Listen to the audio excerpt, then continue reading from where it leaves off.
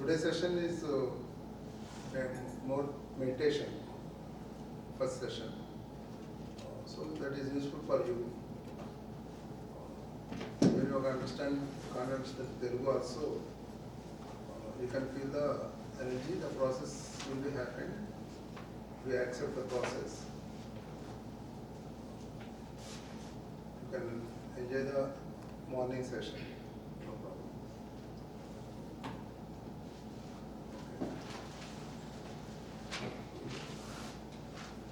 Almost చాలా మంది Seth workshop attend అయినా ఉన్నట్టున్నారు.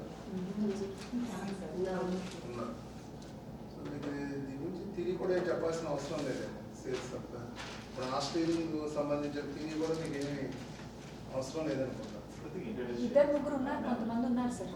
ఒక 5-6 మెంబర్స్ ఉన్నారు సార్. ఉన్నారా?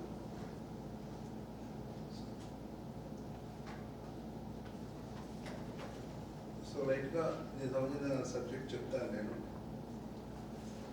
ఇప్పుడు కొత్తగా మెడిటేషన్లోకి ఒక 3-4 మంత్స్ నుంచి చేసేవాళ్ళు ఉన్నారా? వచ్చిన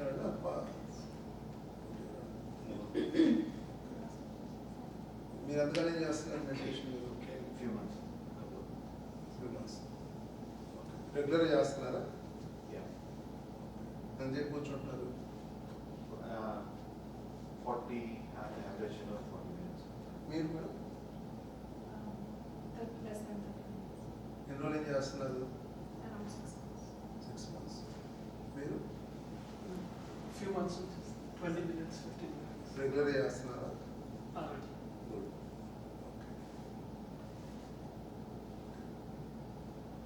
మీరు డిఫరెన్సెస్ ఐడెంటిఫై చేస్తారా? చేయలేకపోతుంది అంటే వాట్ కైండ్ ఆఫ్ వ్యాలిడేషన్, ఎలాంటి వ్యాలిడేషన్ దొరుకుతుంది అనేది. మీ ఫిజికల్ లైఫ్లో ఏమైనా చేంజెస్ మీరు ఐడెంటిఫై చేస్తారా? మైండ్ లెవెల్లో కానీ ఫిజికల్ లెవెల్లో కానీ ఏమైనా చేంజెస్ ఐడెంటిఫై చేస్తారా? కూర్చున్నప్పుడు బాడీలో ఏమైనా చేంజెస్ మీరు చూస్తున్నారా? అంటే like I was able to నేను కూర్చోగలుగుతున్నాను రైట్ అంత లాంగ్ అనేది బాడీ వైబ్రేషన్స్ అట్లా అట్లే ఇరిటేషన్స్ కానీ పెయిన్స్ కానీ ఏం లేదు. మీరు కూడా తెలుస్తారు వైబ్రేషన్స్ కొంచెం తెలుస్తారు. లాస్ట్ టైం మన సెషన్ సేత్ వర్క్ షాప్లో అండి లాస్ట్ డే 3వ రోజు ఇంటి దగ్గర చేసాం. 4వ రోజు గుర్తుందండి, జూమ్లో చేసాం. ఆ రోజు నా తిని కూడా నాతో ఉన్నాడు. ఆ రోజు చేసినప్పుడు మీకు నేను ఎక్స్పీరియన్స్ కూడా షేర్ చేశాను. ఆ రోజు ఏంటంటే మేము ఇద్దరం ఫీల్ చేసాము. కూర్చున్నాం, బాగా విపరీతమైన హార్ట్ వేడి వచ్చింది మాకు. తర్వాత నేను మెక్కవ కూడా చేతిలో పెట్టుకున్నాను. ఎవరో డోర్ తీసి పెడితే గాలి వస్తుంది చూడండి, అలా గాలి వచ్చి మా ఇద్దరు ఎక్స్పీరియన్స్ చేసాము. కొద్దిసేపటికి బాడీ అంతా కూల్ అవ్వడము, మళ్ళీ డోర్ క్లోజ్ చేయడం, కానీ ఎవ్వరూ లేరు. అది మేము ఫీల్ చేసాం. మీతో ఎక్స్పీరియన్స్ చెప్పాము కూడా అండి.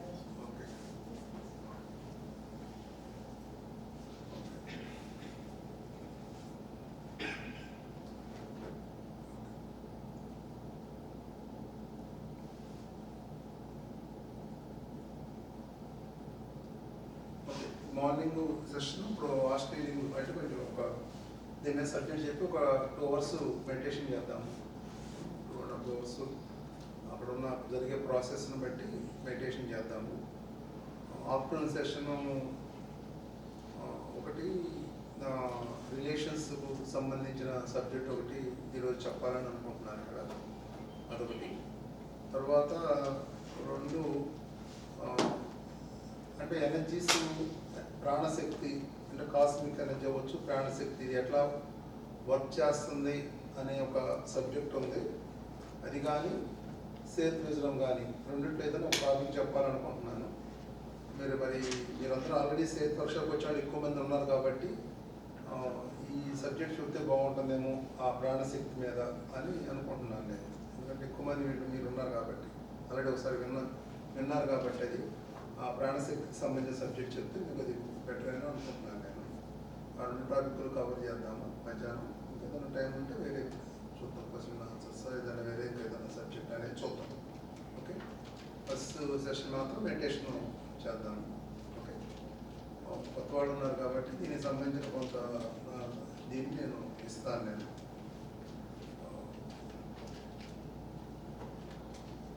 ఫ్రెండ్స్. సో సరే క్లాస్ చేసుకున్న పత్రిక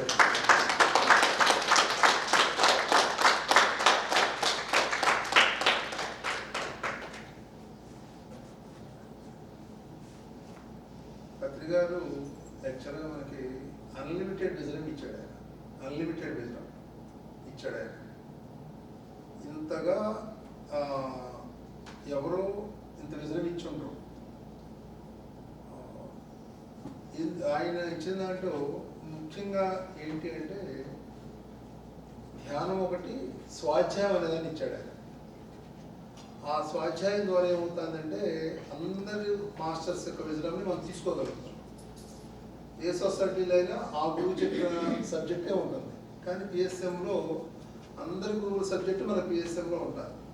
అందరి దగ్గర జ్ఞానాన్ని తీసుకోమని చెప్తున్నాడు. అది మనకి ఇచ్చినటువంటి గొప్ప బహుమతి అన్నమాట సార్. ఓకే, కాకపోతే బ్యాడ్ లక్ ఏంటంటే ఆ బుక్స్ ఎవరు చదువుతున్నారు. అది చెప్పాడు కానీ ధ్యానం వరకు చేస్తున్నారు, స్వాధ్యాయం వచ్చేవాడికి ఎవరు చదవడం లేదు. మీరు ఎవరు బుక్స్ బాగా చదివాడు ఉన్నారు? మీరు ఒకటి రీసెంట్గా మొదలుపెట్టారు. మిగిలిన ఎవరు? మీరు ఒకటి, 2, 3. ఓకే, సో ధ్యానం అనేది ఎంత అవసరమో పుస్తకాలు చదవడం కూడా అంత అవసరం గుర్తుంచుకోండి. ఓకే, జ్ఞానం అంతా మీ లోపలే ఉంది. ఆ బుక్స్ చదవడం ద్వారా ఆ డోర్స్ ఓపెన్ అవుతాయి. ఆ డోర్స్ ఓపెన్ అవుతుంది. అందుకని ఆ చదవడం అనేది చాలా చాలా ఇంపార్టెంట్. నెగ్లెక్ట్ చేయొద్దు స్వాధ్యాయ బుక్స్ చదవడంలో. మీరు చదువుతున్నారు మేడం? పద్మ మేడం ఏం చదివారు ఈ సంవత్సరం? ఏం బుక్స్ చదివారు?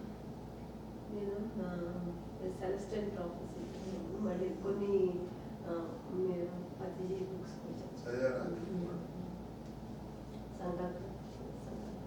ఓకే, పత్రికారి చిన్న చిన్న బుక్స్ ఉన్నాయి, ఒక 20 or 25 ఉన్నాయి. అవి అందరూ చదవండి. చిన్న బుక్సే కానీ చాలా డెప్త్ సబ్జెక్ట్ ఉంది దాంట్లో. అవి ఉన్నట్లేదు మేడం. చిన్న బుక్స్ అయిపోయినాయి. అవి ఎప్పుడు ఉండాలి, పత్రికా బుక్స్ ఉండాలి. నా దగ్గర ఉన్నాయండి. ఎవరికైనా కావాలంటే తీసుకుని మళ్ళీ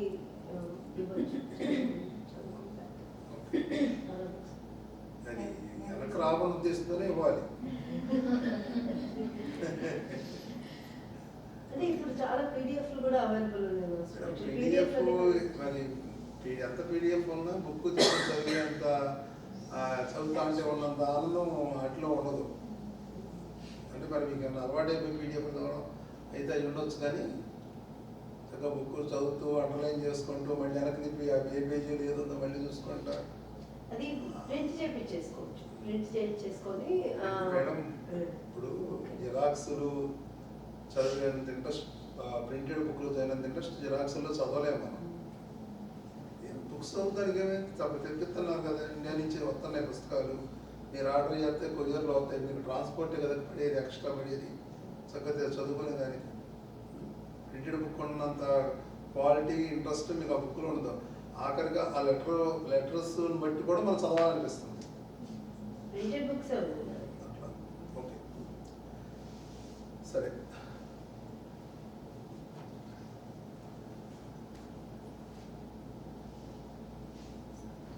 ఒకటి, మనం స్పిరిచువల్గా ఎంత ఎదుగుతామో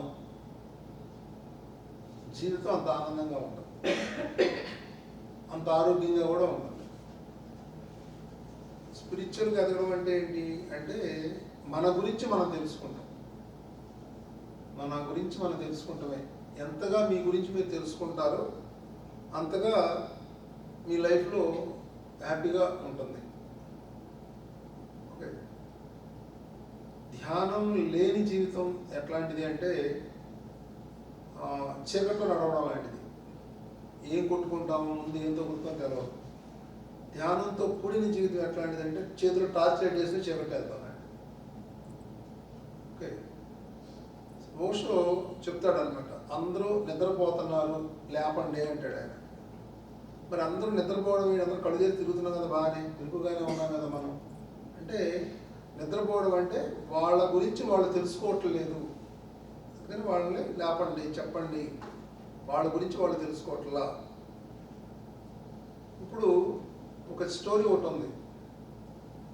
ఒక పులిపిల్ల తప్పిపోతుంది. తప్పిపోయి మేకల మందలో కలిసిపోతుంది. మేకల మందలో కలిసిపోయి అది అక్కడే బతుకుతూ ఉంటుంది. బతుకుతూ ఉంటే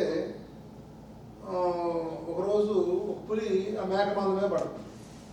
ఈ మేకలతో పాటు అది కూడా పారిపోతుంది అన్నమాట. ఇది ఆ పులిపిల్ల కూడా, ఆ పులి కూడా పారిపోతుంది మేకలతో పాటు.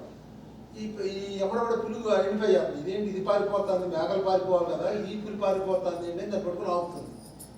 ఏం నువ్వు పారిపోతున్నావు అని అంటుంది అన్నమాట. నేను మేకని, నువ్వు నన్ను చెప్తాను, నువ్వు వస్తున్నావు కదా, అందుకే నేను పారిపోతున్నాను అంటాను. కానీ నువ్వు మేక కాదు, నువ్వు పులిని అంటే, లేదు నేను పులిని కాదు, నేను మేకనే, చూడు వీళ్ళందరితో నేను కలిసే ఉన్నాను, చిన్నప్పటి నుంచి వీళ్ళతోనే ఉన్నాను, నేను మేకనే, నేను పులిని కాదు అంటది అనమాట. సో అట్లా ఉంది మన పరిస్థితి. పులి అంటాను, మేకలాగా జీవిస్తున్నాం, సింపుల్గా చెప్పాలి అంటే. ఓకే, సో మనలోనే ఆ దైవం ఉండి మనకు కావాల్సింది మనం ఇచ్చుకునే స్థితిలో మనం ఉండి అడుక్కుంటున్నాం బయట, దేవుడా నాకు అది చెయ్యి ఇచ్చేయి అని చెప్పి అడుక్కుంటున్నాం. అది మన పరిస్థితి అన్నమాట. ఓకే, సో దాన్ని గుర్తు చేయడం కోసం ఎంతోమంది మాస్టర్స్ ఈ భూమి మీదకి వచ్చారు.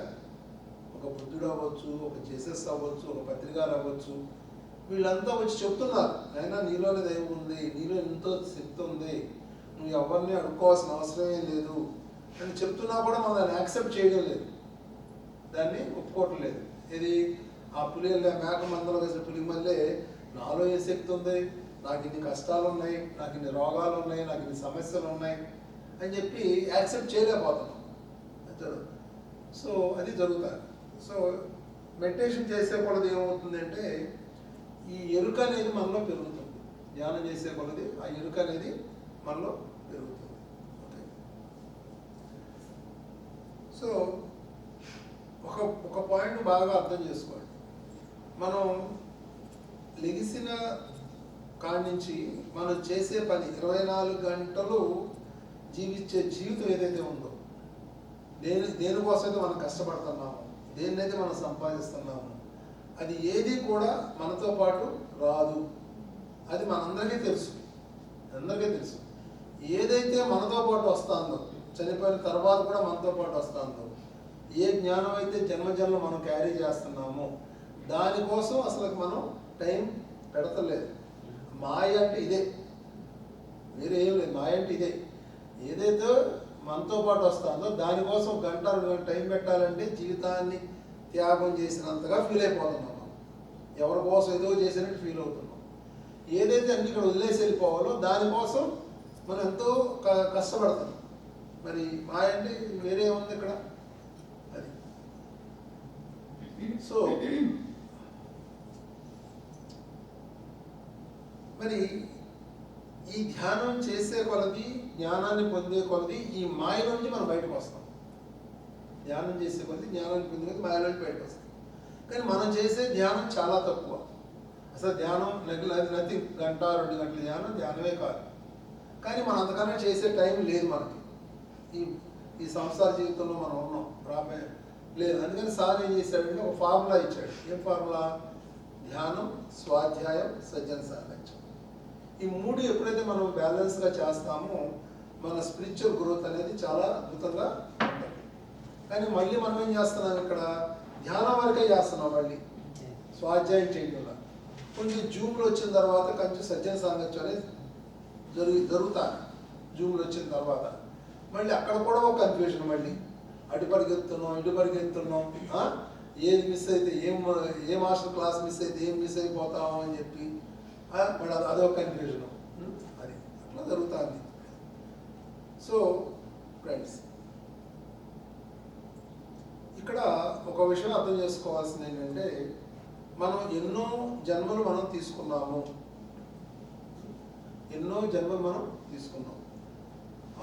అంటే మరి ఆ జన్మల్లో నుంచి ఈ జన్మల్లోకి వచ్చింది ఎవరు? ఆత్మ. అంటే మనం ఈ దేహంలో ఉన్నటువంటి ఆత్మస్వరూపం, ఈ క్లారిటీ మీ అందరికి ఉంది కదా, ఉంది. ఈ అంటే దేహంలో ఉన్న ఆత్మస్వరూపం క్లారిటీ ఉంది, కానీ జీవితం అంతా దేహపరంగా జీవితం. ఒక బాలకృష్ణ, ఒక లక్ష్మి, అంటే దేహపరంగానే మనం జీవిస్తున్నాం. ఓకే, ఆత్మగా జీవించడం లేదు. అంటే నువ్వేమో ఆత్మవు, జీవించేదేమో దేహపరంగా జీవిస్తున్నావు. ఎంతగా నువ్వు దేహపరంగా జీవిస్తున్నావో అంతగా మన జీవితంలో కష్టాలు ఉంటాయి, గుర్తుంచుకోండి. అంతగా సమస్యలు ఉంటాయి, అంతగా జబ్బులు కూడా ఉంటాయి. వేరేం లేదు.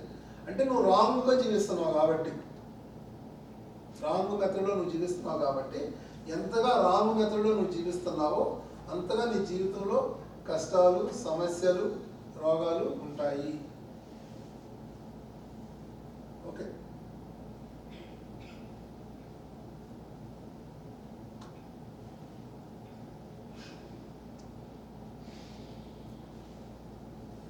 ఎంతగా నువ్వు ఆత్మపరంగా జీవిస్తావో అంతగా జీవితం ఆనందంగా ఉంటుంది. ఇదే ఈక్వేషన్ గుర్తుంచుకోండి. మీ లైఫ్లో మీరు ఏదైనా ఇబ్బందులు పడుతున్నారు అంటే మీరు జీవించాల్సిన విధంగా జీవించడం లేదు. జీవించాల్సిన విధంగా జీవిస్తే ఆటోమేటిక్గా ఆ ఇబ్బందుల నుంచి మీరు బయటకు వస్తారు. సో ఇది క్లియర్గా అర్థమైందా? ఓకే, అది మీకు అనారోగ్యం అవ్వచ్చు, మీకు మీ ఇంట్లో సమస్యలు అవ్వచ్చు, ఏదైనా కానివ్వండి, జీవించాల్సిన విధంగా జీవించకపోవడమే మనకి ఉన్నట్టు మన ప్రాబ్లమ్స్ అంతే. ఓకే, ఏ మేడం ఈ పేరేంటి? రజని. రజని. ఇంతకుముందు వచ్చారా? లేదు.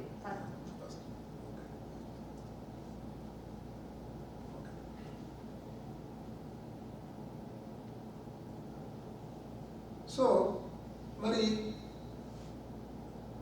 ఆత్మ అయినప్పుడు అది మనం ఆ ఎరుకను ఎందుకు కోల్పోయాము మనం? ఓకే, ఇప్పుడు ఇక్కడ ఈ భూమి మీదకి రావాలి అంటే, ఇప్పుడు మనం చంద్రమండలానికి వెళ్ళాలనుకోండి, ఏం చేస్తాం? అక్కడ సూట్ వేసుకుంటాం. అట్లాగే ఆత్మ అనేది చాలా హయ్యర్ కాన్షియస్లో, హయ్యర్ ఫ్రీక్వెన్సీలో ఉన్నది. ఈ భూమి మీదకి రావాలి అంటే అది 7 దేహాల ధరించి వచ్చింది. అంటే 7 ఫ్రీక్వెన్సీలని అంటే తగ్గించుకుంటూ వచ్చింది. సింపుల్గా చెప్పాలి అంటే దాని ఫ్రీక్వెన్సీ తగ్గించుకుంటూ వచ్చింది.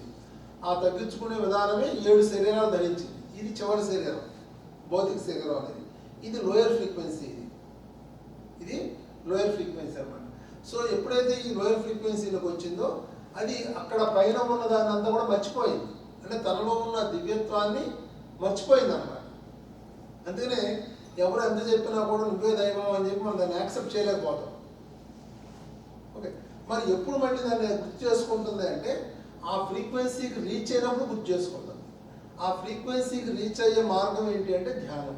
ధ్యానం చేసే కొలది మీ ఫ్రీక్వెన్సీస్ మారే కొలది నిదానంగా మీరు నేనే ఆ దైవాన్ని, నేనే ఆత్మస్వరూపాన్ని అనే ఎరుక మీకు కలుగుతుంది.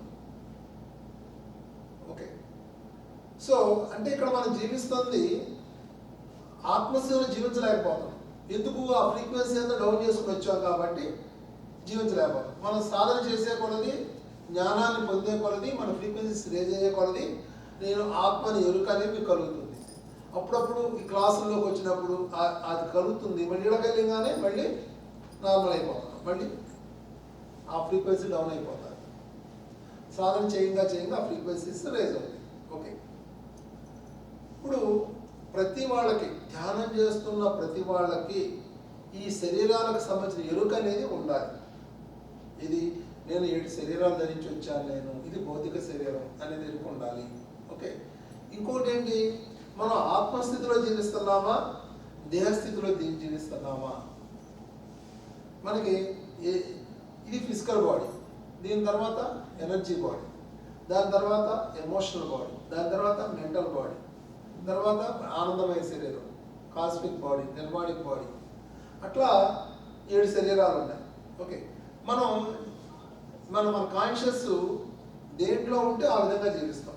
సపోజ్ ఫిజికల్ బాడీలో ఉందనుకోండి, మనం ఎంతవరకు ఏం తినాలి, ఏం వండుకోవాలి, ఇది బజ్జీలు తినాలా, ఇట్లా ఉంటుంది. అదే ఎనర్జీ ఎమోషనల్ బాడీలో ఉందనుకోండి, అది ఎవరితో పోట్లాడాలి, అది బాధపడతా ఉంటుంది, తిట్టుకుంటూ ఉంటుంది, లేదంటే అవతలాడితో పోట్లాడుతూ ఉంటుంది, ఆనందపడతా ఉంటుంది, రకరకాలుగా ఎమోషన్స్తో ఉంటుంది. సో మెంటల్ బాడీ అది పాస్ట్ లైఫ్కి సంబంధించిన కర్మలు అవ్వచ్చు, అన్ని సంస్కారాలు, లాజికల్ మైండ్స్, ఇవన్నీ తెలివితేటలు దాంట్లో ఉంటాయి. అంటే మన జీవితం అంతా కూడా ఈ బాడీస్ కంట్రోల్ చేస్తుంది. గుర్తుంచుకోండి, మన mental body, emotional body, physical body ఇవి కంట్రోల్ చేస్తుంది. ఓకే, ఎనర్జీ బాడీ ఇవి కంట్రోల్ చేస్తుంది మీ జీవితాన్ని. ఓకే, సో ఇప్పుడు సపోజ్ నాకు ఒక మోకాల్లో నొప్పి వచ్చింది అనుకోండి, అంటే దాని అర్థం ఏంటంటే ఎనర్జీ బాడీలో అక్కడ ఎనర్జీ లేదని అర్థం. సెకండ్ బాడీలో ఎనర్జీ లేదు, అక్కడ ఒక బ్లాక్ ఉంది. నాది బ్లాక్ రావడానికి కారణం ఏంటి? నా ఎమోషనల్ బాడీలో ఒక ఎమోషన్ ఉంది. ఈ ఎమోషన్ దానికి కారణం ఏంటి? నా మెంటల్ బాడీలో ఇది ఒక wrong thought, wrong belief system ఏదో ఉంది. దానివల్ల ఎమోషనల్ బాడీ డిస్టర్బ్ అయింది. ఎమోషనల్ బాడీ డిస్టర్బ్ అవ్వడం వల్ల ఎనర్జీ బాడీ డిస్టర్బ్ అయింది. ఎనర్జీ బాడీ డిస్టర్బ్ అవ్వడం ఫిజికల్ బాడీలో ప్రాబ్లం క్రియేట్ అయింది. ఇప్పుడు ఈ ఫిజికల్ బాడీలో ప్రాబ్లం క్లియర్ అవ్వాలంటే ఏం చేయాలి? ఎక్కడ క్లియర్ చేయాలి? మన మెంటల్ బాడీలో క్లియర్ చేస్తే కానీ ఇది తగ్గదు. మనం ఇచ్చే హెల్త్కి మనం ఇచ్చే మెడిసిన్స్ అన్ని దేనికి ఇస్తున్నాం? మనం యాక్చువల్గా ఫిజికల్ బాడీకి ఇస్తాం. అందుకని ఏమవుతుంది, అది డిసీజ్ ట్రాన్స్ఫర్ అవుతుంది ఇంకో పార్ట్లో, అందుకని పూర్తిగా క్లియర్ అవుతుంది. ఓకే, ధ్యానం చేసినప్పుడు ఏమవుతుందంటే మీకు ఫోర్త్ బాడీలో, ఆ మెంటల్ బాడీలో అక్కడ క్లియర్ అవుతుంది. ఆ జ్ఞానాన్ని తీసుకున్నప్పుడు అప్పుడు ఈ ప్రాబ్లం అనేది క్లియర్ పోతుంది అక్కడ. ఓకే, ఆ బాడీస్ హయ్యర్ ఫ్రీక్వెన్సీలో ఉండడం వల్ల మీకు అవి కనబడతల్లా. ఇప్పుడు ఫ్యాన్ ఉంది, 5th పెట్టామనుకో రెక్కలు కనబడతాయా మనకి? కానీ గాలి వస్తుంది, రెక్కలు కనబడదు. అట్లాగే ఈ బాడీస్ కూడా హయ్యర్ ఫ్రీక్వెన్సీలో ఉండడం వల్ల మీకు ఆ బాడీస్ మనకి కనబడడం లేదు. కానీ మీరు ధ్యానం చేసినప్పుడు మీరు ఆ బాడీస్ చూడగలుగుతారు. ఓకే, ధ్యానం చేసినప్పుడు ఆ బాడీస్ని మీరు చూడగలుగుతారు అన్నమాట. సో ధ్యానంలో జరిగేది ఏంటంటే ఆ ఆస్ట్రల్ బాడీస్ క్లియర్ అవుతాయి. చాలామంది ఏమనుకుంటే ధ్యానం కూర్చుంటే ఏమవుతుంది, కళ్ళు మూసి కూర్చుంటే ఏం మారిపోతుంది అనుకుంటారు. కళ్ళు మూసి కూర్చున్నప్పుడు ఆ వచ్చే కాస్మిక్ ఎనర్జీ ఆ ఆస్ట్రల్ బాడీస్ని క్లియర్ చేస్తుంది. ఎప్పుడైతే ఆస్ట్రల్ బాడీస్ క్లియర్ అవుతాయో ఫిజికల్ బాడీ క్లియర్ సెట్ అయిపోతుంది హెల్త్. అర్థమవుతుందమ్మా? సో ఈ ఆస్ట్రల్ బాడీస్ అంటే ఎట్లయితే ఉన్నాయో అవి మీరు ఇంకోటి ఏంటంటే ఇవి ఎట్లా అంటే మీరు నిద్రపోయినప్పుడు మీకు ఎక్కడికో వెళ్ళినట్టు అనిపిస్తుంది.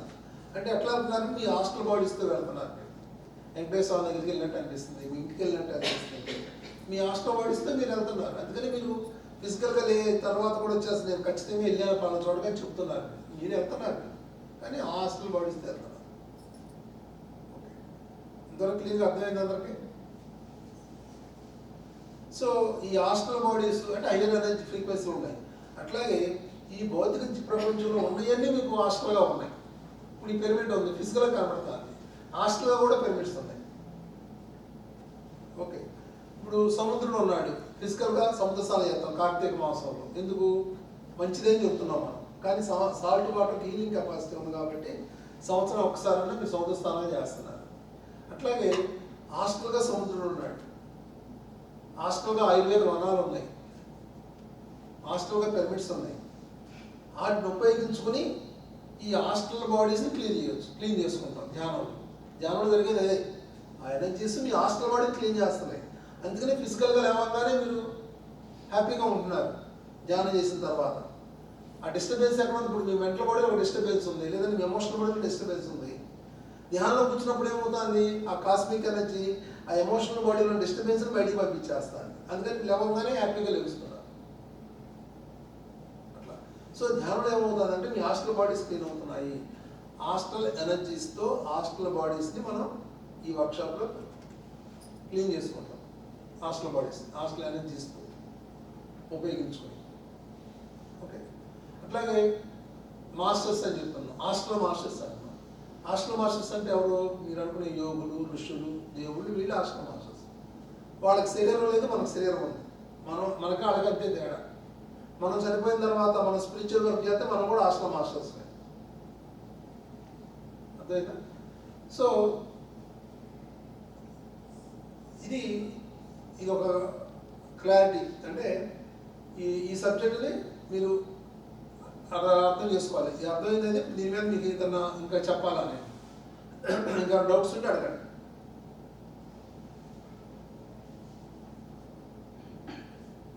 But you can't understand. I can understand. You can understand that good. Masters ఏ స్టేట్లో ఉంటారు? ఏ స్టేట్లో? అంటే లైక్ వాట్ నేను అడగలేదు సరిగ్గా కానీ 7 ఫార్మ్స్ చేసుకున్నాం కదా, వాళ్ళు ఏ ఫామ్లో ఉంటారు? అంటే 7 ఫ్రీక్వెన్సీస్లో చేసుకున్నాం వచ్చాం. వాళ్ళు ఎక్కడైనా ఇదేంటారు ఇప్పుడు కారణ శరీరాలు అంటారు, మహాకారణ శరీరాలు అంటారు. ఆ లోకాల్లో ఉంటారు వాళ్ళు. ఓకే, ఒకటే గుర్తుంచుకోండి, ఇప్పుడు వాళ్ళకి శరీరం లేదు, మనకు శరీరం ఉంది అంతే. ఇప్పుడు నేను ఈరోజు క్లాస్ చెబుతానికి వచ్చాను, నేను ఫిజికల్గా వచ్చాను, నేను క్లాస్ చెప్తాను, వాళ్ళు హాస్టల్గా వస్తారు అంతే తేడా. వాళ్ళు మన ఫ్రెండ్స్ లాంటి సింపుల్గా చెప్పాలి అంటే. ఓకే, వాళ్ళ డ్యూటీ వాళ్ళు చేస్తున్నారు, వాళ్ళ డెవలప్మెంట్ కోసం వాళ్ళు చేసుకుంటారు. ఇక్కడికి వచ్చాను నేను, నా డెవలప్మెంట్ కోసం నేను వచ్చాను, వాళ్ళ డెవలప్మెంట్ కోసం వాళ్ళు వస్తున్నారు.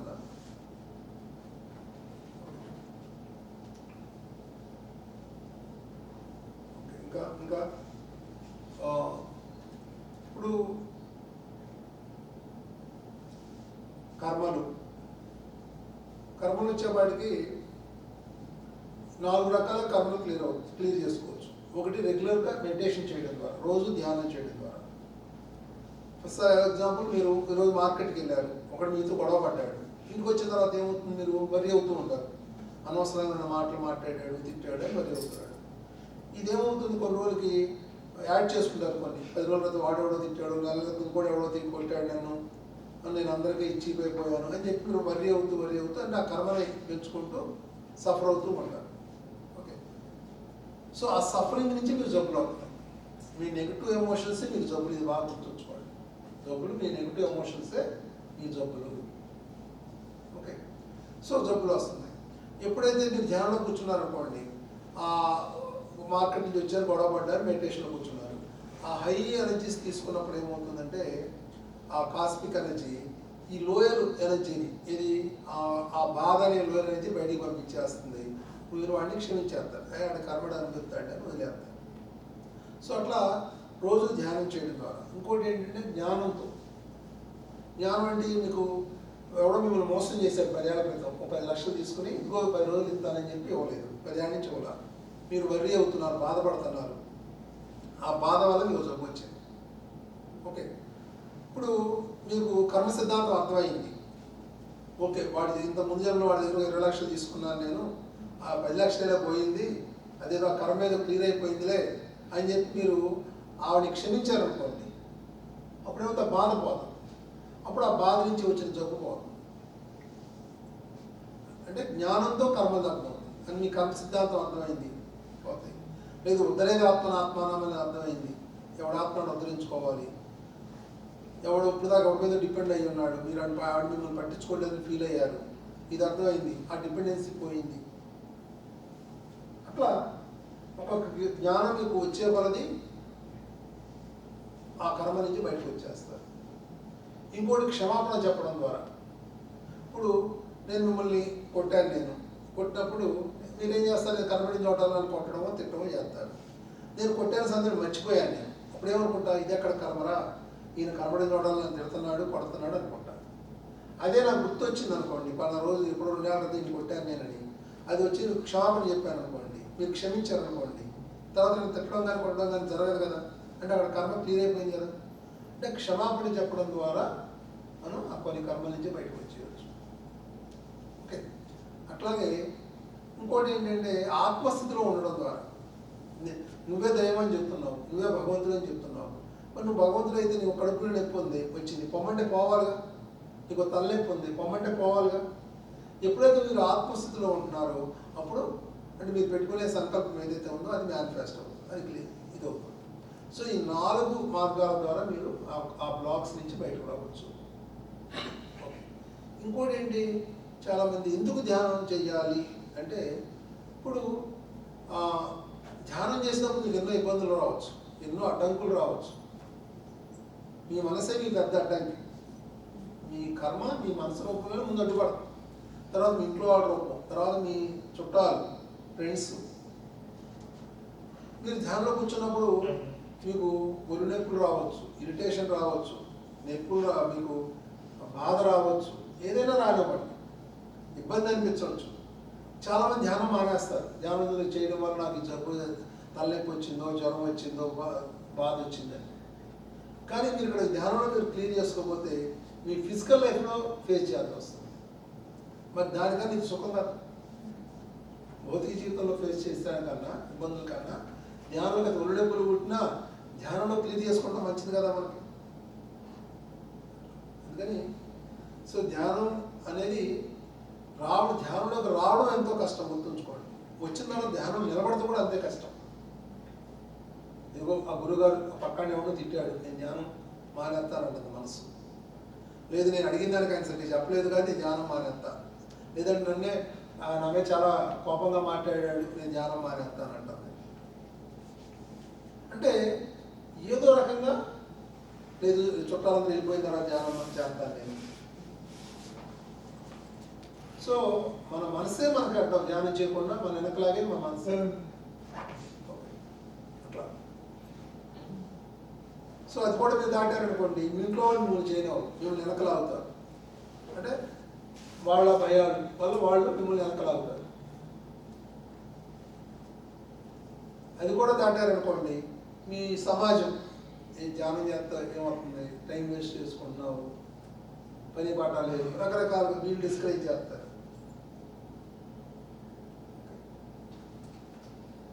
అది ఫ్రెండ్స్. ఇంకెవరు దీంట్లో ఏమైనా అడుగుతారు? ఇంకా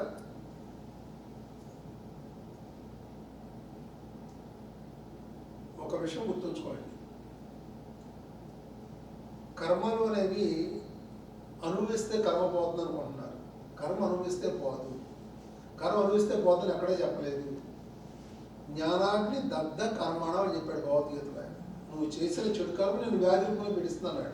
నీకు వ్యాధి వచ్చిందంటే ఏదో చెడు కర్మ చేసావు, నీకు కష్టం వచ్చిందంటే ఏదో చెడు కర్మ చేసావు. అది ఎట్లా పోతుంది? జ్ఞానంతో పోతుంది. జ్ఞానాగ్ని దగ్ధ కర్మణ. ఓకే, ఫర్ ఎగ్జాంపుల్ నేను నాకు ధ్యానంలోకి రాకముందు ఇన్ఫీరియారిటీ ఫీలింగ్ ఉండేది. అంటే ఏంటి, తక్కువ అనే భావన. బాగా చదువుకున్న వాళ్ళతో మాట్లాడాలన్నా, ఒక ఆఫీసర్తో మాట్లాడాలన్నా, రాజకీయ నాయకులతో మాట్లాడాలన్నా, డబ్బున్నాడితో మాట్లాడాలన్నా, ఆ ఇన్ఫీరియారిటీ ఫీలింగ్ వల్ల ఏమవుతుంది, అవతల తప్పు చెప్పినా మనం వేస్తాను అంటూ ఉంటాం. వాడు 2+3 = 6 అంటాడు. మరి ఎదవా 2+3 6 ఏంట్రా 5 అని చెప్పలేము మనం. మళ్ళీ వాడు పొగడాలి, నీ అంత మ్యాథ్స్ బాగా వచ్చాడు ఎవడో లేడు ఆయన అని చెప్పాలి. లోపల ఏమవుతుంది, బాధ ఉంటుంది కదా. సో ఇన్ఫీరియారిటీ ఫీలింగ్ వల్ల ఏమవుతుంది, మనకి ఒక జబ్బులు వస్తాయి. చెప్పా, నీ మనసులో ఉన్న బాధలు, దుఃఖాలు, ద్వేషాలే నీ జబ్బులు, వేరేం లేదు. సో ఒకరోజు ఒక ఎమ్మెల్యే దగ్గర కాలు మీద కాలు వేసి నేను మాట్లాడతాను. సడన్గా నాకు గుర్తొచ్చింది, నేను ఎట్లా మాట్లాడతాను, ఇంత ఫ్రీగా ఎప్పుడు మాట్లాడలేదే లేదు అనుకున్నా. అప్పుడు నాకు ఏమర్థమైందంటే, భగవద్గీతలో చెప్పిన ఉద్ధరేది ఆత్మన ఆత్మానం అనేది అర్థమైంది. అంటే ఎవడి ఆత్మను వాడే ఉద్ధరించుకోవాలి అంటే దాని అర్థం ఏంటి, ఒకళ్ళు ఉద్ధరించేది లేదు, ఒకళ్ళు చెడగొట్టేది లేదు. ఇంతకుముందు ఎప్పుడైతే నాకు అర్థమైందో ఇన్ఫీరియారిటీ ఫీలింగ్ పోయింది. ఇంతకుముందు వాడితో నా పని ఉంటుందేమో, ఒక రాజకీయ నాయకుడితో, ఒక ఎమ్మెల్యేతో నా పని ఉంటుందేమో, ఒక డబ్బున్నతో పని ఉంటుందేమో, ఒక ఆఫీసర్తో పని ఉంటుందేమో అని అనుకునేవాడిని. ఇప్పుడు ఏమర్థమైంది, నాకు జరిగే ప్రతి మంచి ప్రతి చెడు నా ద్వారానే జరుగుతుంది. యద్భావం తద్భవతి, నా ఆలోచన ద్వారా జరుగుతుంది. ఇంకా నాకు వాడి విశ్వాసాల్సిన అవసరం ఏముంది. ఇంకా ఎప్పుడు నాకు జ్ఞానం వచ్చిందో ఆ ఇన్ఫీరియారిటీ ఫీలింగ్ అట్లా చేతితో తీసేసినట్టే అయిపోయింది. సో దానికి సంబంధించినటువంటి ప్రాబ్లమ్స్ నుంచి బయటకు రావడం జరుగుతుంది అట్లా. కానీ జ్ఞానాగ్ని దగ్ధ కర్మాణ అంటే మీరు ఎంత అనుభవించినా కర్మ పోదు, ఎన్ని జన్మలు అనుభవించినా పోదు. కానీ జ్ఞానం వస్తే ఆ క్షణంలో నా కర్మ క్లీన్ అవుతుంది, ఆ క్షణంలోనే మళ్ళీ గుర్తుంచుకోండి మళ్ళీ. ఓకే, సో మరి ఆ జ్ఞానం వచ్చే మార్గం ఏంటంటే రెగ్యులర్గా ధ్యానం చేయడం, బుక్స్ చదవడం, స్వాధ్యాయం. అంటే ఒకళ్ళ అనుభవాలు ఒకళ్ళు పంచుకుంటాం, వినడం. నేను అనుభవాలు వినాలి, మళ్ళీ ఆ అనుభవం నాకు రాలేదని వరి అవ్వకూడదు, మళ్ళీ అదొక ప్రాబ్లం. అవతరాలకు వచ్చి నాకు రాలేదు, వాళ్ళకి మాస్టర్స్ కావడం నాకు కనబడటం లేదు, ఇట్లాంటివి ఉండకూడదు. మళ్ళీ వినాలి, ధ్యానం చేస్తే ఇట్లా వస్తుంది. ఎవరికి ఏ అనుభవం రావాలో ఆ అనుభవం వాళ్ళకి వస్తుంది. ఎవరికి వచ్చే అనుభవం వాళ్ళు పట్టించుకోరు, పక్కాడు వచ్చే అనుభవాలు పట్టించుకుంటారు. ఆమె ధ్యానంలోకి వచ్చిన తర్వాత ఎట్లా ఉందామంటే నాకేమి అసలు ఏమీ కనబడతలేదు సార్ అంటారు. ఇంకొంచెం అడిగాం అనుకోండి, అవును సార్ నాకు చాలా నడువు నొప్పి ఉండే సార్, 10 ఏళ్ళ నుంచి ధ్యానంలోకి వచ్చిన తర్వాత నడువు నొప్పి తగ్గింది సార్ అంటారు. అంటే ఇది అనుభవం కాదేంటి, అంటే పక్కాడికి ఏదో కనబడుతుంది కానీ నాకు కనబడలేదు అనుకుంటారు. కానీ నాకు 10 ఏళ్ళ నుంచి వచ్చిన జబ్బు నాకు ధ్యానంలో వచ్చిన తర్వాత తగ్గిందే అని చెప్పలేరు. అంటే వాళ్ళకి ఐడెంటిఫై చేసుకోలేరు అట్లా. కానీ పక్క వాళ్ళ అనుభవాలకి ఇట్లా ఉంటాయా అనేది వినాలంతే. 1,00,000 మందికి 1,00,000 రకాల అనుభవాలు వస్తాయి. మనకేదో అనుభవం మనకు అది మన ఆత్మ మనకు అందిస్తుంది. ఓకే, సో ఫ్రెండ్స్, ఇంకా ఏమైనా అడుగుతారా? ఇప్పుడు నేను ఇప్పుడు చెప్పిన సబ్జెక్ట్ మీద మీరు ఏమైనా అడగాలంటే అడగండి.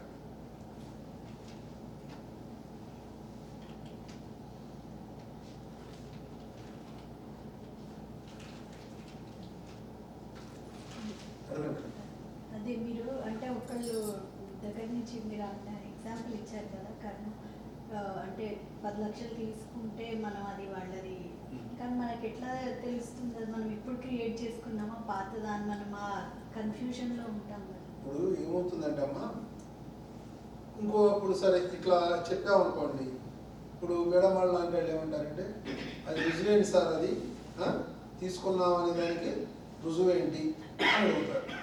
సరే వాళ్ళకే ధ్యానంలో కనబడింది అనుకోండి, ఏదో ఎంత వాళ్ళ పాస్ట్ లైఫ్ కనబడి వాళ్ళు డబ్బులు తీసుకుని వాళ్ళు ఎగ్గొట్టి కనబడిన అప్పుడు ఏమంటారంటే సార్ నేను ఊహించుకున్నాను సార్ నాకు అంటారు. మళ్ళీ ఎప్పుడైతే మీకు ఆ ఎనర్జీ ఫామ్ అవుతుందో అప్పుడు మీకు కనబడకపోయినా కూడా ఆ కర్మ మీద వదిలిపోయింది సార్ అంటారు. అర్థమైందమ్మా? మీకు ఆ ఎనర్జీస్ పెరిగే కొలది మీకే అర్థమైపోతుంది, చూడాల్సిన అవసరం కూడా లేదు.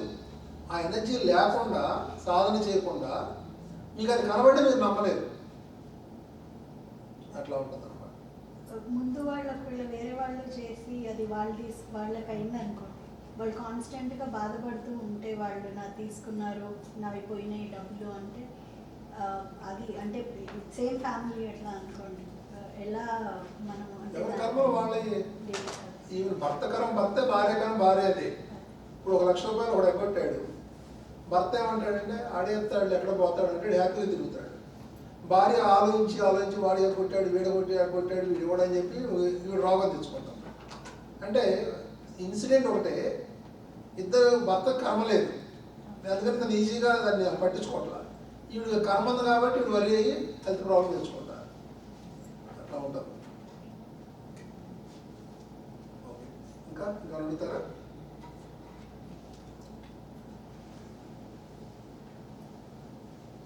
What madam, you want to ask anything?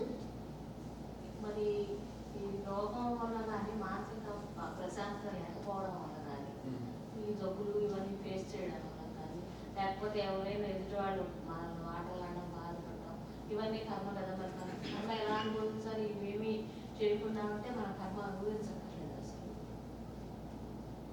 ఇప్పుడు జబ్బులు వస్తే కర్మ అని అనుకుంటున్నాం, మనం చేసిన పాత కర్మలన్నీ అనుభవించాలంటే ఇవి మనం ఫేస్ చేయాలా?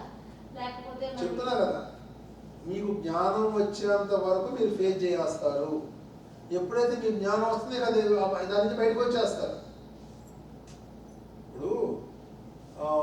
ఇప్పుడు ఇక్కడ ఏమో చెప్పా కదా ఇందాక, ఒకడు మన 10 లక్షలు కొట్టాడు, మనం బాధపడ్డాం, 10 ఏళ్ళ నుంచి బాధపడుతున్నాం. వాడు ఎగ్గొట్టాడు, ఇవ్వట్లేదు, ఇదిగో ఇస్తా అన్నాడు, అదిగో ఇస్తా అన్నాడు, బాధపడతాం. ఒక టైంలో మీరు రియలైజ్ అయ్యారు, ఏమని ఏదో గత జన్మలో వాడికి మనం ఏదో మోసం చేస్తుంటామని అదేదో క్లియర్ అయిపోయింది అని అనుకున్నారు అనుకోండి, అప్పుడు ఏమవుతుంది? ఇక బాధపడదు మన మనసును మనం సంతృప్తి పరుచుకుంటాం. అది కానీ గురువులు వీళ్ళంతా చెప్పేదంటే ఎవరు చేసిన కర్మ చిటికడైనా వాడు కంప్లీట్ గా అనుభవించాల్సిందే అని చెప్తున్నారు. ఇప్పుడు అసలుకి కర్మ గురించి ఎక్కడ ఉందండి? భగవద్గీతలో ఉంది. కృష్ణుడు చెప్పాడు. ఏం చెప్పాడు ఆయన? నువ్వు చేసిన చెడు కర్మ నిన్ను వ్యాధి రూపంలో పీడిస్తుంది అని చెప్పాడు. అవును కదా? కర్మ అనుభవిస్తే పోతుందని ఎక్కడన్నా భౌతికతలో ఉందా? అనుభవించాల్సిందే. మనం ప్రాబ్లమ్స్ కొంతమంది గురువులు ఏం చెప్తారంటే మనం గురువు- ఫేస్ చేసే ప్రాబ్లమ్స్ గురువు- వచ్చినప్పుడు అది కాదమ్మా, మనం అనుభవిస్తున్నామో అనుకోవాలంటారు. గురువులు చెప్తూ కాదు. ఇప్పుడు నేను చెప్తాను ఏదో చెప్తూ కాదు, నేను చెప్పేది ఏంటంటే భగవద్గీతలో ఉన్న చెప్తున్నా నేను చెప్తున్నా, నేను భగవద్గీతలో చెప్తున్నా. భగవద్గీతలో ఏం చెప్తున్నాడు ఆయన? నువ్వు చేసిన చెడు కర్మ నిన్ను వ్యాధులను పీడిస్తాడు. మళ్ళీ అది ఎట్లా పోతుందని చెప్పాడంటే జ్ఞానాగ్ని దగ్ధ కర్మాణ అని చెప్పాడు. జ్ఞానమైన అగ్నిలో కర్మ దగ్ధం అవుతుంది. అనుభవిస్తే కర్మ దగ్ధం అవుతుందని చెప్పలేదు. జ్ఞానుడు అగ్నిలో కర్మ దగ్ధం అవుతుందని చెప్పాడు ఆయన. ఆ అనుభవిస్తే నేను 10 ఏళ్ళ నుంచి వాడు మోసం చేసినట్టు బాధపడుతున్నా, ఇంకొక 10 ఏళ్ళు బాధపడతా, ఇంకో 20 ఏళ్ళు బాధపడతా, ఇంకో 30 ఏళ్ళు బాధపడతానే ఉంటా. అది ఎప్పుడు ఆ బాధ నుంచి నేను బయటకు వస్తాను? దానికి సంబంధించిన జ్ఞానం నాకు వస్తే, నేను రియలైజ్ అయితే అప్పుడు వాడిని క్షమిస్తా. ఎప్పుడైతే వాడిని క్షమిస్తానో ఆ బాధ నుంచి నేను బయటకు వస్తాను. అది మీరు చెప్పింది ఇప్పుడు బాగుంది. క్షమాపణ వల్ల మనలో రియలైజేషన్ వస్తుంది. అదే మరి. వాళ్ళు మనల్ని ఏమన్నా అన్నారు అది ఇది అనుకోండి, వాళ్ళు మనం ఫేస్ చేసినప్పుడు ఫేస్ టు ఫేస్ ఒక రకమైన చికాకు వస్తుంది వాళ్ళని చూసి. ఎప్పుడైతే వాళ్ళని చూసి మనం స్మైల్ చేస్తామో ఈ టెన్షన్స్ ఇవన్నీ రిలీజ్ అయిపోతాయి. సో అంటే ఆ జ్ఞానం వచ్చినప్పుడు మనం ఆ కర్మ నుంచి బయటకు వస్తుంది. ఎప్పుడైతే ఏం జ్ఞానం? సో వాడితో ముంజాలు మనం మోసం చేస్తుంటాం, అదేని ఇది అయ్యిందిలే అనుకున్నప్పుడు ఆ కర్మ నుంచి బయటకు వస్తుంది. ఇప్పుడు నాకు ఒక అతను డబ్బులు ఇవ్వాలి, 7 లక్షలు ఇవ్వాలి, 7 లక్షలు ఇవ్వాలి. నేను అతని ఇంటికి నేను కనీసం 3 ఏళ్ళు తిరిగా. అతను రమ్మన్నప్పుడల్లా వారం, 10 రోజులు, 15 రోజులు, 3 ఏళ్ళు తిరిగా, ఇవ్వలేదు అతను.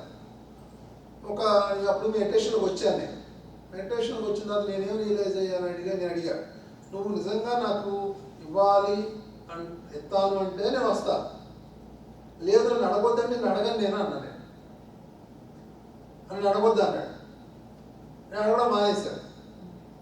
నేను అప్పుడు ప్రశాంతంగా అయ్యా. అబ్బా ఆ కర్మలన్నీ పోయి తీరు అనుకున్నా. నేను 3 ఏళ్ళు తిరిగా. నేను ఆ 3 ఏళ్ళు ఆ కర్మ క్లియర్ అయింది అనుకున్నాను. ఒక ఊరు వెళ్ళా, నేను చాలా బాధలు పడ్డా ఊళ్ళో. సరే ఆ కర్మలు అక్కడ క్లియర్ అయిపోయినాయిలే అనుకున్నా. ఓకే, అంటే ఆ రియలైజేషన్ రావాలి మనకి. దానివల్ల వాళ్ళకన్నా మనం సేఫ్ అవుతాం. అది మనం సేఫ్, వాడే సేఫ్ అవ్వడం, మనమే సేఫ్ అవుతాం. ఇప్పుడు నీ బాధే నీ రోగం. నువ్వు బాధపడటం వల్ల నువ్వు రోగాన్ని తెచ్చుకుంటున్నావు. వాడికి ఏముంది అక్కడ?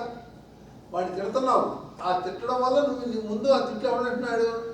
నువ్వు ఒట్టి పని మాట్లాడాడు, చేతకానాడు అని తిడుతున్నావు వాడిని.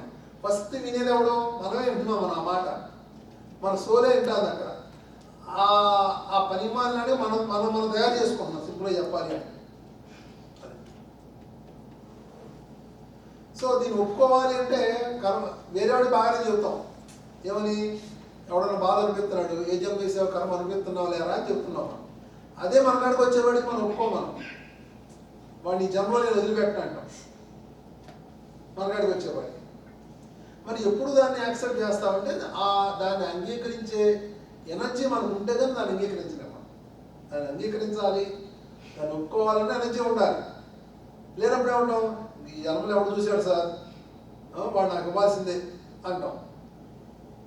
ఎన్ని చెప్పొద్దు అంటాం. అదే పక్కాడి చదువుతాం. మళ్ళీ నిజం చేసాడు కర్మరా వాడు ఎందుకు ఎగ్గొట్టాడు వదిలేసి అని అంటాం. అదే మనకాడికి వచ్చేవాడికి ఆ జన్మలోనే కట్టుకుంటే ఎవడు చూసాడు అక్కడ జన్మలోనే లేవు, వాడు ఇవ్వాల్సిందే నాకు, వాడి జన్మని వదిలిపెట్టను అంటాం. ఎప్పుడు మరి ఆ ఎనర్జీ పెరిగిందో పెరిగిందో అప్పుడు ఏ సమస్య కర్మ క్లియర్ అయిపోయింది అని వదిలేస్తాం, క్షమిస్తామని. ఇంకోటి ఏం చేస్తాం మనం? ఫైనాన్షియల్ విషయం వచ్చేవాడికి ఎవడో మనకు ఇవ్వాలి, వాడు ఇవ్వాలని చెప్పి ధ్యానం చేస్తాం. గంటల తరబడి ధ్యానం చేస్తాం, వస్తుందన్నారు కదా. వాడు ఇవ్వడాడు, ధ్యానం చేస్తే డబ్బులు వస్తాయన్నారు, ఏమి రావట్లేదు ఏంటి అంటాం. ఇప్పుడు మీరు నా దగ్గర 1000 రూపాయలు తీసుకున్నారు, నా దగ్గర 1000 రూపాయలు తీసుకున్నారు.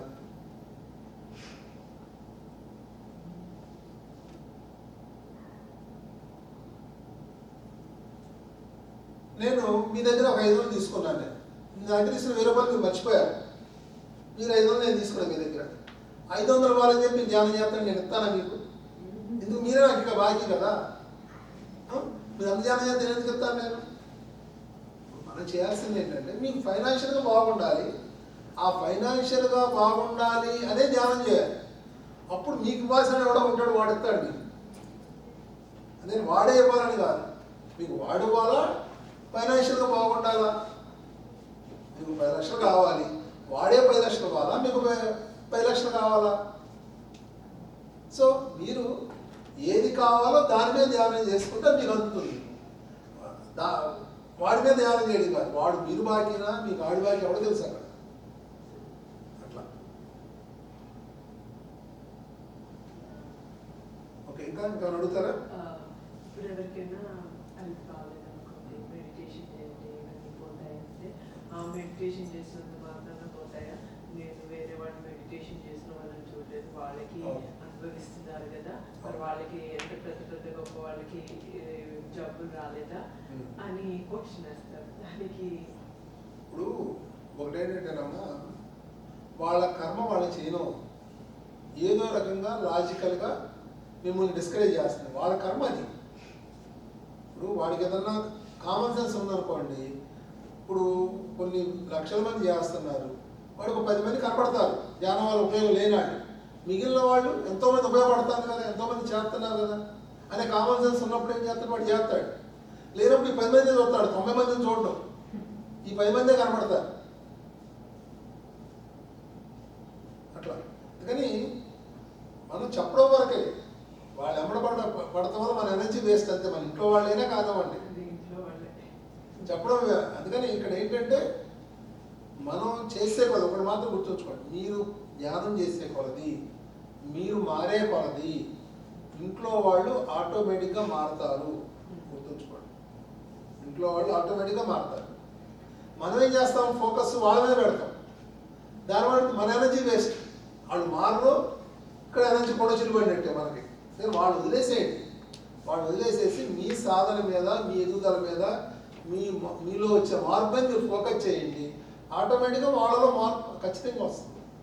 అది ఎందుకు వస్తుందో వాళ్ళలో మార్పు అని నేను తర్వాత చెప్తాను, రేపు మధ్యాహ్నం క్లాస్లో చెప్తాను వాళ్ళలో ఎందుకు మార్పు వస్తుంది.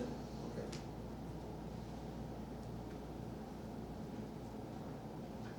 ఒక క్వశ్చన్ అడిగి సిల్క్ మెటీరియల్లోనే లా ఆఫ్ అట్రాక్షన్ అంటే మనది మనమే ట్రాన్ చేసుకుంటాం. ఒక ఎగ్జాంపుల్ కింద చెప్తున్నాను. సపోజ్ ఒక మెడికల్ ఫీల్డ్లో ఉన్నవాళ్ళు ఉన్నారు, సో వాళ్ళు నిత్యం దాని గురించే మాట్లాడదామని వస్తుంది, అంటే ఒక జబ్బును డీల్ చేయకుండా ఏదో ఒకటి. సో అంటే వాళ్ళకి ఇలా as per law of attraction వాళ్ళు అస్మానం రోగులతో మాట్లాడడం అనే జబ్బులు చేయకుండా వాళ్ళకి అది లా ఆఫ్ అట్రాక్షన్ కింద వాళ్ళకి అది ఇంపాక్ట్ అయ్యే అవకాశం ఉంటుందా? లేదమ్మా, అట్లా ఉండదు. ఇక్కడ ఏమవుతుందంటే, నాకు అక్కడ కన్ఫ్యూజన్ వచ్చింది. ఇక్కడ చూడండి, ఇప్పుడు కొంతమంది మనం డాక్టర్ దగ్గర హెల్త్ ప్రాబ్లం డాక్టర్ దగ్గరికి వెళ్తాం. డాక్టరు దగ్గరికి వెళ్తే డాక్టరు చాలా ప్రేమగా మాట్లాడతాడు. ఆయన మాటలతోనే మీకు సగం జబ్బులు తగ్గిపోతాయి. డాక్టర్తో మాట్లాడితే సగం జబ్బులు తగ్గిపోతాయి. అంటే ఇక్కడ 2 రకాలు ఉన్నాయి. మీరు ప్రేమతత్వంతో ఉన్నప్పుడు మీ ఎనర్జీ వాళ్ళు హీల్ చేస్తుంది. ఓకే. అట్లా లేనప్పుడు వాళ్ళు ఎనర్జీ మీకు ఎఫెక్ట్ అవ్వచ్చు. ఎప్పుడైతే మీరు ప్రేమతత్వంతో ఉంటారో మీ ఎనర్జీని వాళ్ళు హీల్ చేసేస్తారు. ఇంకోటి ఏంటి, ఎప్పుడు మీరు ఎఫెక్ట్ అవుతారంటే దాన్ని మీరు పర్సనల్గా తీసుకున్నప్పుడు, అయ్యో పాపం వాడికి ఇంత కష్టం వచ్చిందా, ఇంత బాధ వచ్చిందా అని మీరు వరి అయినప్పుడు మీకు అది ఎఫెక్ట్ అవుతుంది వాడి ఎనర్జీ. అట్లా కూడా మీరు డ్యూటీగా మీరు చేసినప్పుడు, ప్రేమతత్వం ఉన్నప్పుడు దానివల్ల మీకేం ఎఫెక్ట్ ఉండదు. అదే అక్కడే నేను కన్ఫ్యూజ్ అవుతాను. మీరు అన్నారు కదా అయ్యో పాపం, సరే ఒక పర్సన్తో వర్క్ చేస్తున్నాను, అతనికి ఒక క్యాన్సర్ అనో మరేదో నేను ఒక హ్యూమన్గా ఒక హ్యుమానిటీతో మనం రియాక్ట్ అయ్యే విధానం, అయ్యో మీకు యూనో వచ్చిందా అన్నది మనం సింపతి అని అంటే ఏదైనా ఉంది అంటే సానుభూతి అట్లా. సో అది మనకి ఎఫెక్ట్ అవుతుంది. ఇప్పుడు అదే చెప్తున్నా, మీరు సానుభూతి సింపతి ఏమి చూపించడం అవుతుంది. అదే మీ కర్మ సిద్ధాంతం అర్థమైంది అనుకోండి, ఇంకా అయ్యో అనేది ఏముంటుంది అక్కడ. ఇప్పుడు కర్మ సిద్ధాంతం అర్థమైంది. వాడు కర్మలు క్లియర్ చేసుకుంటా ఆ జబ్బు తెచ్చుకున్నాళ్ళే అనుకుంటాం. వాడు సఫర్ ఇబ్బందులు పడుతున్నారు. మీకు అర్థమైపోద్ది వాడు ఇంతకుముందు ఎంతో కర్మలు చేస్తున్నాడు కాబట్టి ఇబ్బందులు పడుతున్నాడు. వాడు మరి ఇబ్బందులు పడతాడు, అయ్యో అంటే పోవా కర్మ. వాడికి ఏదైనా జ్ఞానాన్ని ఇవ్వాలి. వాడికి ఏం చెబుతున్నాను, నువ్వు ధ్యానం చేయను, ఏది మన పుస్తకాలు చదువు. ఎప్పుడైతే జ్ఞానం వస్తుందో వాడి కర్మ నుంచి వాడు బయటపడతాడు. అంటే ఆ మార్గాన్ని చూపిస్తాం. అక్కడ అయ్యో అనుకునేది ఏమి లేదు అక్కడ. ఇప్పుడు ఒకడు 10 మందిని ఇంత ముందు జన్మలో 10 మందిని చేతులు నరికేశాడు. 10 మంది చేతులు నరికేశాడు. ఈ జన్మ వాడు చేయలేకుండా పుట్టాడు. ఆ 10 మంది ఏం చేస్తున్నారు, ఇంటి కనబడినప్పుడల్లా తిడుతున్నారు, కొడుతున్నారు, తంతున్నారు. మనం ఏమనుకుంటాం, అయ్యో చేతులు లేని వాడిని అందరూ కలిపి కొడుతున్నారే తిడుతున్నారే అనుకుంటాం. అయ్యో అనుకుంటాం. అదే మీరు పాస్ మీకు అర్థమైంది అనుకోండి, తెలిసింది అనుకోండి, ఏమనుకుంటారు, అయ్యో అనుకుంటారా? వాడు 10 మంది చేతులు నరికినాడు, 10 మంది చేతులు నరికేశాడు, మీరు కూటి కొడుతున్నారు. ఇంకా వాడు అయ్యో అనుకుంటారే, వీళ్ళు అయ్యో అనుకుంటారా? ఇలానే. సో ఆ జ్ఞానం లేనప్పుడు మనం అయ్యో అనుకుంటాం. ఆ జ్ఞానం ఉన్నప్పుడు అయ్యో అనుకోం. ఏదన్నా మీకు కొంచెం రెస్పాండ్ అయినప్పుడు వాళ్ళకి మార్గం చెప్తాం. అయినా నువ్వు రెగ్యులర్గా ధ్యానం చేసుకో, లేదు వాళ్ళ బుక్స్ చదువుకో, ఈ విధంగా ఉండు అని చెప్తామా. ఇంకా అయ్యో ఏం లేదు అక్కడ. ఆ కర్మ క్లియర్ చేసుకుంటున్నాడు. అక్కడ ఎంకరేజ్ చేస్తాం ఎక్కువ వరిగా ఉందని. మీరు అనేది ఇప్పుడు బాగుంది. మనం అయ్యో అని సానుభూతి పెట్టి దాన్ని మనం పర్సనల్గా తీసుకున్నంత వరకు అది మనకి ఎఫెక్ట్ అవ్వదు. మీ డ్యూటీ మీరు చేసినంత వరకు అన్కండిషనల్గా ఉన్నప్పుడు, ప్రేమతో ఉన్నప్పుడు ఎటువంటి ఎఫెక్ట్ ఉండదు. ఎంతోమంది డాక్టర్లు చెప్తున్నారు, వాళ్ళ జబ్బులు వస్తున్నాయి, ఏంటి రావట్లేదు కదా. అంటే వాళ్ళు ఎప్పుడైతే ఆ వృత్తిని ప్రేమిస్తారో, నేను 10 మందికి ఉపయోగపడుతున్నాను అని ఆ వృత్తిని వాళ్ళు ఎప్పుడైతే ప్రేమిస్తారో అప్పుడు వాళ్ళకి ఎఫెక్ట్ ఏమి ఉండదు అన్నమాట.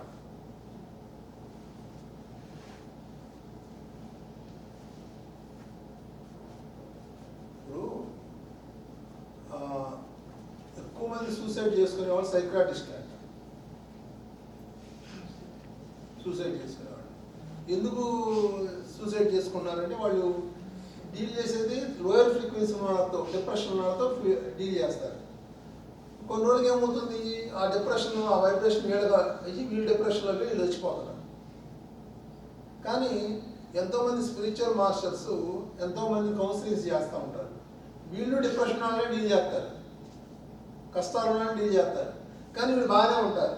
కారణం ఏంటి అంటే ఒకటి వీళ్ళు ధ్యానం వీళ్ళు చేసుకుంటున్నారు, 2 వాళ్ళకి ఆ జ్ఞానం ఉంది కాబట్టి, ఆ కర్మ సిద్ధాంతం ఇట్లా పనిచేస్తుందని తెలుసు కాబట్టి వాళ్ళ మీద ఎటువంటి సింపతి ఉండదు. మార్గం చెప్తారు అంతే. సో మీరు రెగ్యులర్గా మెయింటైన్ చేసుకుంటారు కాబట్టి ఎప్పటికప్పుడు క్లీన్ చేసుకుంటారు. ఇంకా కొంతమంది పిల్లలు అంటే మరి పెద్ద పిల్లలు కాకపోతే టీన్స్లలో చదువుకోలేదు, అవి మార్కులు రాలేదు, సూసైడ్ చేసుకోలేదు. దానికి కారణం ఇప్పుడు ఒకటి అదే మేడం, ఇక్కడ ఈ భూమి అనేది ఒక లోయర్ ఎనర్జీ. ఓకే, ఇక్కడ ఈ ఎనర్జీలో వాళ్ళు మర్చిపోతారు. ఇక్కడ వాళ్ళ కంట్రోల్ వాళ్ళు ఉండరు. పెద్దవాళ్ళు అవ్వచ్చు, పిల్లలు అవ్వచ్చు, పిల్లలు అవ్వచ్చు. ఆ ఏజ్లో కొంచెం ఎక్కువ కాన్ఫిడెంట్గా ఉంటారు వాళ్ళు. ఆ వయసులో ఇంకెక్కువ కాన్ఫిడెంట్గా ఉంటారు వాళ్ళ పట్ల. వాళ్ళు ఏదైనా సాధించేస్తాను, ఏదైనా చేసేస్తాను, నేనే రాజుని అన్నట్టు ఉంటారు. అందుకని మాట వినరు వాళ్ళు. అప్పుడు పేరెంట్స్ కొన్నిసార్లు ఇది అవుతారు. ఇప్పుడు ఒకటి చెప్పాలంటే, ప్రేమ అనేది చాలా హై ఎనర్జీ. ఆ ప్రేమతో ఎవరైనా లొంగుతారు. కానీ ప్రాబ్లం ఏమవుతుందంటే మనం ఆ ప్రేమను చూపించలేకపోతాం. ఇప్పుడు ఆ ప్రేమను మనం చూపించలేకపోతున్నాం వాడి పట్ల. అందుకని వాడు తల్లిదండ్రుల మాట వింటలా. నిజంగా మీరు అన్కండిషనల్గా ప్రేమను చూపిస్తే వాళ్ళు ఖచ్చితంగా మాట వింటారు, చెప్పింది వింటారు. అది చూపించకపోవడం వల్ల ఆ ప్రేమ వాళ్ళు బయట ఎత్తుకుంటున్నారు. తల్లిదండ్రులు పట్టించుకోకపోవడం వల్ల బయట తిరుగుతున్నారు. సో అది ప్రాబ్లం తల్లిదండ్రులది. అక్కడ అప్పుడు ఆ తల్లిదండ్రులు ఏం చేయలేదు, సఫర్ అవ్వాలి. మరి అంతే కదా, వాళ్ళు చేసుకుందే కదా. వాళ్ళు టైం కేటాయించాలి వాళ్ళతో, ఇంకా ప్రేమగా ఉండాలి వాళ్ళతో. చక్కగా అట్లా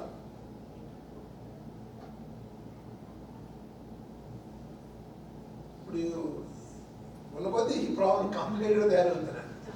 ఈ ఎట్లున్నట్లు ఇవన్నీ వచ్చిన తర్వాత రకరకాలుగా ఉన్న కొద్దీ ఇది అంతా కూడా కాంప్లికేటెడ్. అది ఓషో చెప్తాడు, అది చాలా హై ఎనర్జీలో ఉంటారు వాళ్ళు. ఆ హై ఎనర్జీలో ఉంటారు, ఆ ఎనర్జీని డైవర్ట్ చేయాలంటాడు. ఆ ఎనర్జీని డైవర్ట్ చేస్తే సరిగ్గా ఉపయోగపడుతుంది అంటాడు. సో అంటే అదే అంటే కొన్నిసార్లు తెలిసిన వాళ్ళవి విన్నాను, కొన్ని పేరెంట్స్కి చెప్పిన వాళ్ళు కొన్ని మెడిటేషన్ చేస్తే చాలా ఉంటుంది అంటే వాళ్ళకి ఆ టైంలో అర్థం కాదు, అయ్యాక మళ్ళీ బ్లేమ్ చేస్తారు సిచ్యువేషన్స్ని. సో వాళ్ళని ఏం చేసేది ఏం లేదు, చూస్తూ ఉండాలి అంతే. అంటే ఎవడు కనబడాలని చెప్తా ఉంటాడు, చూస్తూ ఉంటాం, చేసేది ఏమీ లేదు. మనం ఎందుకు సఫర్ అవ్వడం? సార్ ఇప్పుడు పేషెంట్ అంటాము, వాళ్ళు క్యాన్సర్గా ఏదైనా వ్యాధులతో బాధపడతారు, వాళ్ళకి మనం ఏమైనా హెల్ప్ చేయాలి, చేద్దాం అనుకుంటాం. మనకి కర్మ సిద్ధాంతం ఇదంతా గుర్తుంది అనుకుంటాం, వాళ్ళని చూస్తున్నాడు అని అనుకోవాలా? చేయాలి, చేయాలి. సేవ చేయడం వల్ల నీ మార్పు వస్తాయి. మాట్లాడుకుంటారు, మనం వెళ్ళి వాళ్ళ మధ్యలో ఉండి మాట్లాడుతుంటే వాళ్ళు సర్దుకుంటారు. అలాంటప్పుడు లేదు, ఈ ఆత్మలో పోట్లాడుకోవడానికి పుట్టే మనం చూడాలి అని అనుకోవాలి. ఇప్పుడు మీకు సత్యారనుకోండి, ఎన్నిసార్లు చెప్తారు మీరు వాళ్ళని? మనకు చెప్పే విధానాన్ని బట్టి వాళ్ళు ఒకసారి 2 సార్లు చెప్తే సర్దుకోవచ్చు. చెప్తామండి. మనం ఏం చేయాలి? చాలా మందికి ఏమవుతుందంటే పిల్లల విషయంలో కూడా వాళ్ళ క్లాసులు పిలుతూ ఉంటారు, మరి వాళ్ళ గుర్తులు చెబుతూ ఉంటారు, ఇట్లా ఉండాలి, అట్లా ఉండాలి, ఇది మంచి పద్ధతి కాదు అని చాలామంది చెప్తూ ఉంటారు కదా. చెప్పడం వల్ల మనిషి మారుతాడా? ఎందుకంటే ఒక్కొక్క మనిషికి ఒక్కొక్క గుణానికి ఒక్కొక్క ఫ్రీక్వెన్సీ ఉంటుంది, గుర్తుంచుకోండి. ఒక గుణం ఒక ఫ్రీక్వెన్సీ ఉంటుంది, ప్రేమ ఒక ఫ్రీక్వెన్సీ ఉంటుంది, కోపానికి ఒక ఫ్రీక్వెన్సీ ఉంటుంది, ద్వేషానికి ఒక ఫ్రీక్వెన్సీ ఉంటుంది. మనిషికి ఒక్కొక్క గుణాలను బట్టి వాడి ఫ్రీక్వెన్సీ ఉంటుంది. ఆ ఫ్రీక్వెన్సీలో ఉన్నవాడు మీరు ఏది చెప్పినా అదే చేస్తాడు. ఒక దొంగ ఉన్నాడు, ఆ దొంగకి దొంగతనం మంచిది కాదు అని మీరు ఎన్ని గంటలు చెప్పినా వాడు దొంగతనం చేస్తాడు. ఎందుకంటే వాడు ఆ ఫ్రీక్వెన్సీలో ఉన్నాడు కాబట్టి. మీరు ఎన్ని చెప్పినా రైట్ అంటాడు, వాడి పని వాడు చేస్తూనే ఉంటాడు. ఎప్పుడైతే వాడి ఫ్రీక్వెన్సీని మనం మార్చామో అప్పుడు మీరు చెప్పకుండానే దొంగతనం మానేస్తాడు. మళ్ళీ గుర్తుంచుకోండి, మీరు ఆ ఫ్రీక్వెన్సీని మార్చినప్పుడు వాడు మీరు చెప్పకుండానే దొంగతనం మానేస్తాడు, చెప్పవసరం లేదు. సో మరి దాన్ని మార్చే మార్గం ఏంటంటే సాధన, ధ్యానమే.